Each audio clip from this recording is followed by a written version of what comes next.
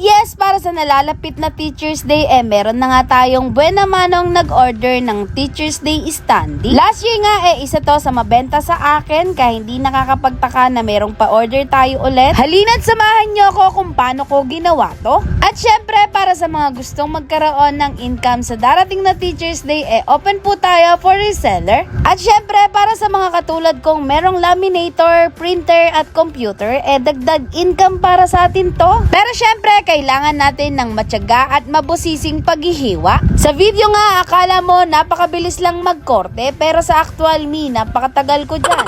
May outline na nga yan para masundan ko siya ng maayos. Sinubukan ko na nga tumingin ng machine o mga tools na pwede pang gamitin para mas mapadali ang pag-ukit ko sa ganito, pero wala akong nakita mga mi. Meron man ako nakita pero para sa styrofoam. Pero dahil nga Sintra board ang gamit natin, kailangan talaga ng mabusisi at matyagang paghihiwa. Every time nga nagagawa ko ng pa-order, talaga namang isinasa puso ko para magawa ko ng maayos at tama. Once kasi na minadali mo ang isang bagay na ginagawa mo, promise siyang tunay, hindi maganda ang kalalabasan. Sa pagkakatanda ko nga, naglakas loob lang akong i-post to dahil nakuha ko lang naman tong idea na to sa isang kaibigan ko sa Facebook. At thankful nga ako dahil hindi ko rin inaasahan na makakatanggap ako ng mga iilang pa-order. Yung kahit na alam ko sa sarili ko na mahihirapan ako at pasmado ako, ayan, for the go tayo. Syempre, sino ba namang aayaw sa extra income, 'di ba? At matapos ko nga ang kortehan ng mga picture ng guro, ayan, sinimulan ko nang ikat ang pagpapatungan nito.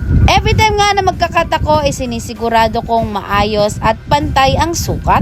At sa mga oras na yan, hindi ko inaasahan na masusugat ako mga mi. Pero syempre, dahil maliit na sugat at malayo sa bituka, pinagpatuloy natin. At matapos ko nga ma-double check ang mga gawa ko, mas minabuti ko munang linisin ang working area ko para mas mapabilis ang gawa ko. At kung mapapansin nyo nga dyan, sinimulan ko nang dikitan ng glue stick ang bawat standee. At syempre, kailangan samahan ng pag-iingat para hindi mapaso. At ito nga ang finished look ng ating Teacher's Day standee. Sa mga gustong matuto at mag-resell, PM nyo lang po ako. Yun lang, salamat!